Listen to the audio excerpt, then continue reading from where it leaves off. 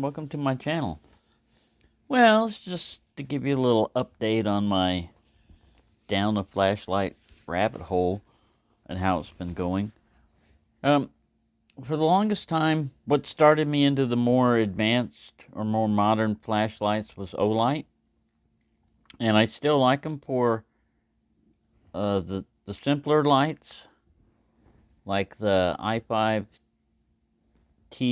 the i3T is really the one that I use the most. I have a brown one that I carry with me all the time, and it has a 14500 battery in it, even though they don't recommend that. But it really boosts the output and everything of this one. So like I said, I started out with Olight on the modern ones, and I started branching off into other brands, particularly Wukos and Sofern. And that brand I'm particularly impressed with, both of those. Through Night is another good one. I have one on my head right now. This little guy.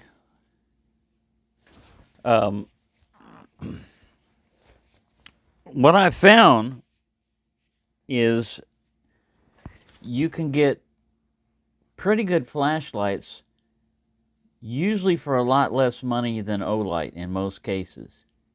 Now, it's just like with knives. Every one of them has a different capability and different features. Some people like tactical, some people like camping, some people like a combination of both.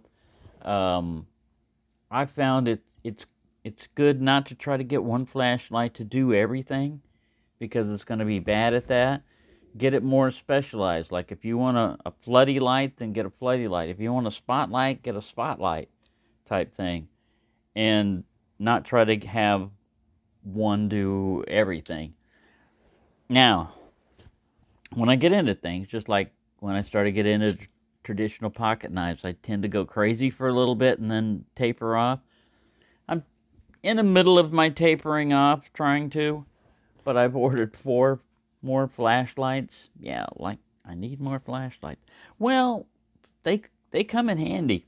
The other night, I was sitting up, I was, awake at 1:48 in the morning when the power flickered. This was during the ice storm. We weren't having it happening. I'm south of Dallas, but north and towards Fort Worth and everything, the ice will get on the power lines, and either that or the tree limbs, and get them so heavy that they'll just fall and take the power lines out with them. So a lot of people were losing power, and it happened to me. I was sitting there and I watched, and the lights. It was like something was arcing. They went down and flickering. And sometimes it can be your own lights, but I had 2 lights on, house lights on, because I've had bad LED lights go out in a house. Do the same thing. It'd either be a loose connection, with it screwed in, or it was actually going bad. And in this case, it was the power company, because it did that. It flickered a little bit, and it went dimmer, and then it went out. And then it tried to come back, and then it went completely out again. And then it tried to come back was within, a second of it going out completely. And I thought, wow, I get to try out my flashlights. So I was grabbing for this one and looking for the diffuser. And you know how that diffuser is on that one. It's getting better, but it's kind of a struggle to get it on. By the time I was pushing the diffuser on, the lights came back on. But what it did was it knocked out the cell phone tower. And that's my only means of internet. So it said 5G was no longer available, and it was trying to go to 4G light, but you could see the signal strength. It was the tower itself was messed up.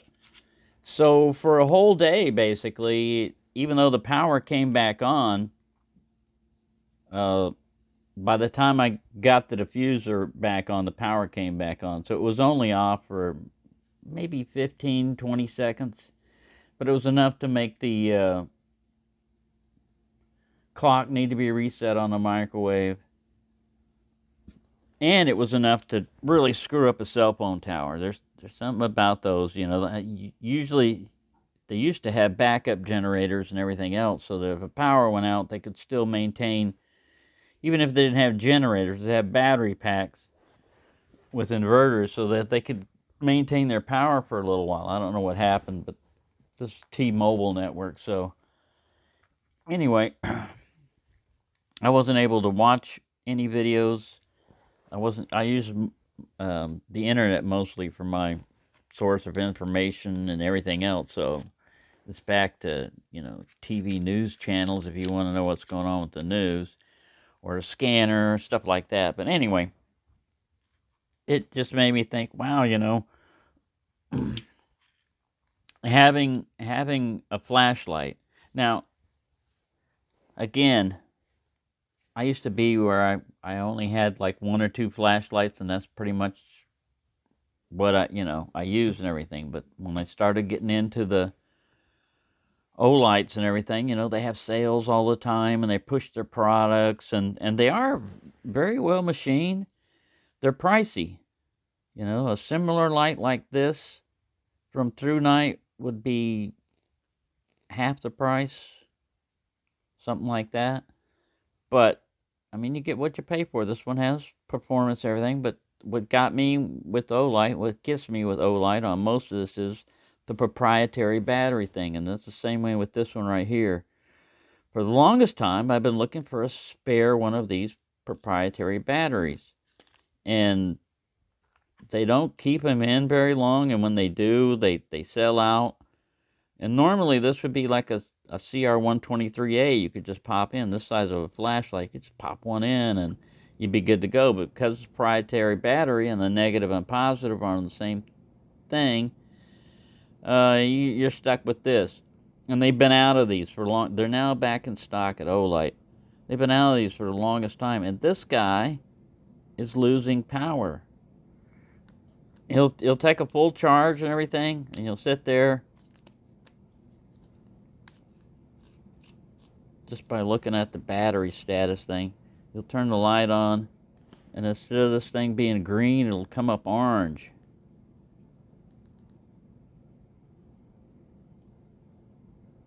Like, that uses up, you can feel it getting hot. That uses up a lot of power. But that's kind of a sign. See, it's kind of amber now. That's kind of a sign that your battery is losing its ability to charge. If, see, it's kind of an amber color there. It still works. It's just not going to run as long on the charge, and it's going to discharge. Another critique I have of Olights, maybe this is a safety feature thing they do, but on all their lights that have got multiple modes like high and turbo, it won't come on those. Now that's probably because they don't want it, you know, burning your pocket and all this other stuff. People should either use a lockout mode, or you can't really twist these. You have to really twist them a lot. Get the O-ring exposed to shut it off, so you can't tail cap, you know, twist it off. I don't like that they come up and the most you get is medium on them. You know, same way with this one. You turn it on to high or turbo. I mean, when I have a flashlight on, I like the option of having it come on at full power. Now, yeah, you can double click it and turn it into turbo, you know, from off if you want a lot of light. But it's just limiting you. Wow, look at this. Let go of each other. It's just limiting you on what you can do. Maybe for safety reasons again, like I said. I don't know. But the combination of proprietary batteries, I like the charging system. I like the, you know, that you can go up there and click on them. And people that say, well, yeah, I don't have enough. If you buy enough Olights that take this magnetic thing, you're going to have extra magnetic chargers lying around. And I got this one as the premium.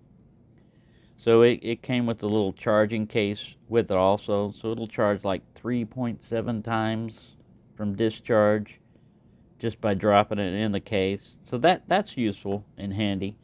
Olight is innovative. I mean, they come up with stuff. It's just that they're a little bit of pricey and proprietary. The two P's, I would say, on Olight. Now, not in all cases. You know, like the simple i3T, which is very versatile, $20. Man, it's definitely worth it on these things. You can get them on sale for less than that sometime. The i5T is okay. It's a AA version. It's just that in the T, it ramps, you know, just slightly when going to high instead of right away. Now the i5R, you know, is rechargeable. And this is another good light. It doesn't ramp.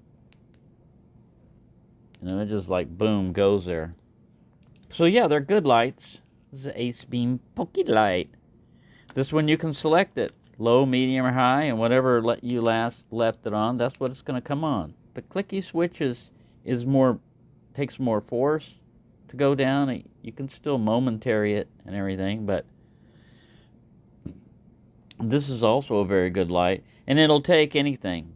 So will this. This Olight will take, you know, anything. It's just that if you're not using the proprietary battery and you're going with like a 14500, it only has a one mode, like it only goes in one mode. So whereas this will use a AA, a AAA, I mean a AA, NiCad or nickel metal hydride, an alkaline 1.5, or their special little battery here. 920 milliamp with a built-in USB-C in it. I like that they warn you, you know, polarity on these. Do they? There it is, yeah. Because sometimes you get enough flashlights, you never know.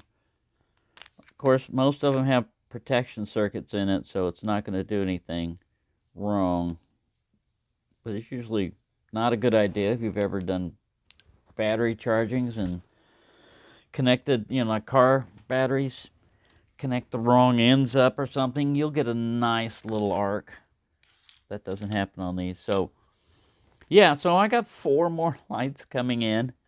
One of them is gonna, I love this light, but I got it in 6000K. I'm getting another one that comes in 5000K, which is a little bit warmer, more like sunlight. This is, I like the hot white, cool white or whatever in a thrower, because in that situation you're like spotlighting things, you want the most illumination and everything.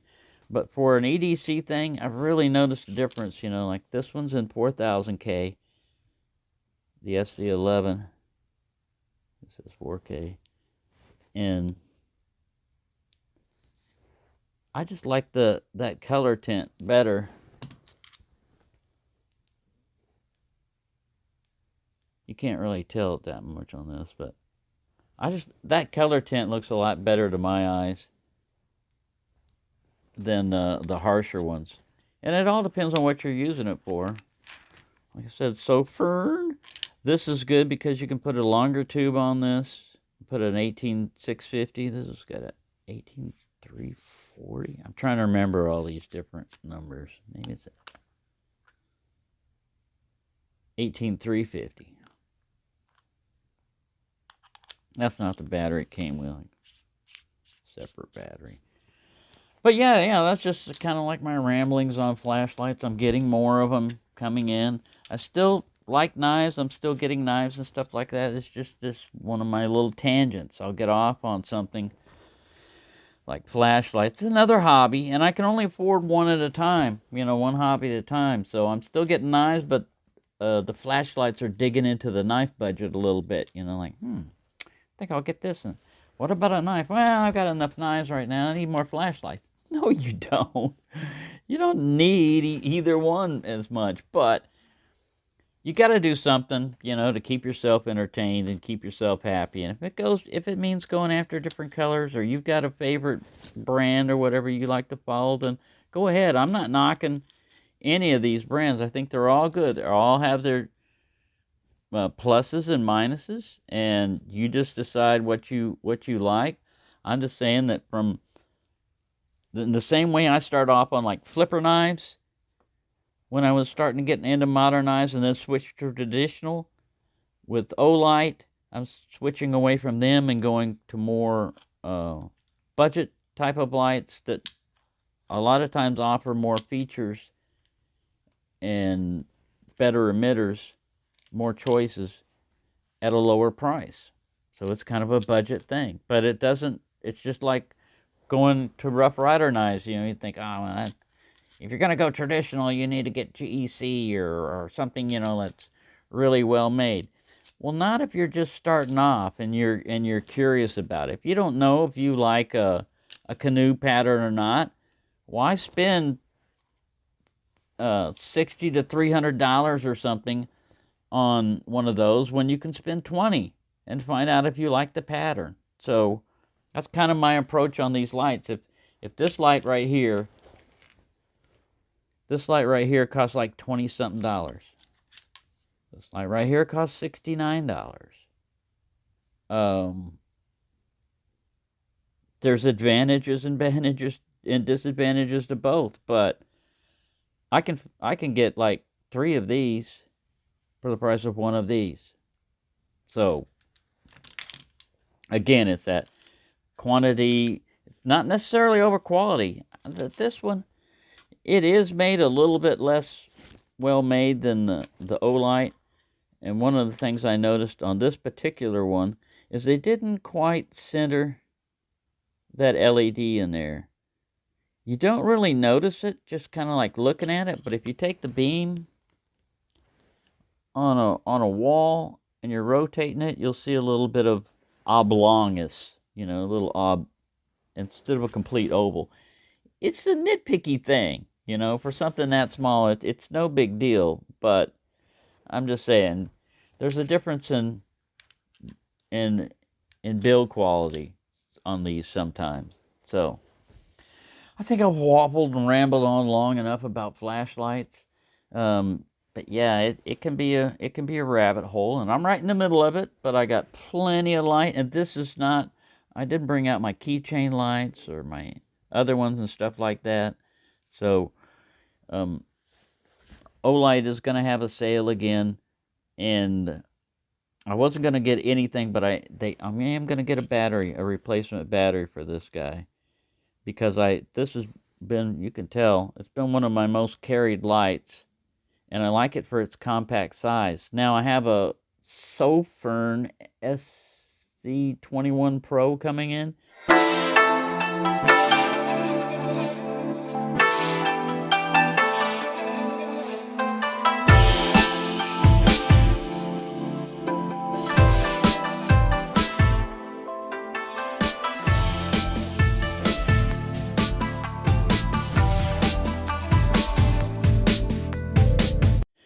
Which has Anduril programming on it. So yeah, it's a lot of clicks, and I'm not going to subject you to all that, but I'm going to try to learn that, because it gives you a bunch of different modes. Like one of them is you can just do a voltage check if you're wondering, because a lot of these they'll tell you green means it's good down to like 30% on some lights. Now this one, I think they have an amber, and it gives you a little bit better of a range. But on some flashlights, all you've got is it's either green or red. Well, there's a big difference between 30% and 100%. Well, with one of those Andurils, you just click 3 times and it'll flash out the voltage for you, like 4.2 volts or whatever. And if you know about what type of battery you're using and everything, you can get an idea if it's fully charged or if it's getting down pretty low accurately. That's one of the things. And a lot of these things are optional. You don't have to do all that. They have a simplified version most of the time, where if you don't want to get bogged down into that nitpicky, nerdy type of super tweaking your light, you don't have to. You got an option of just setting it up for just a standard type of mode on a lot of these. So, as with flashlights, as with knives, you got a lot of options out there, a lot of choices, and with me, if I'm confused, Which would I like better? Would I like this one in 6,000K or 5,000K? I wind up getting both, and then there's no which is better. I get both, and now I don't have to worry. Whichever one you want to pick up, there you go. Yeah, it's kind of a more expensive option, but for those of you that want beam shots and everything else like that, this video is not going to be about beam shots on these lights and all that, because there's a lot of other channels out there that do a much better job on beam shots and outdoor stuff like that, and I just suggest you go find those. This is just my general thoughts on these particular flashlights as of today. So anyways, thank you for watching. See, I got dinosaurs. They're always interested in what's going on. Thank you for watching, and have a nice day.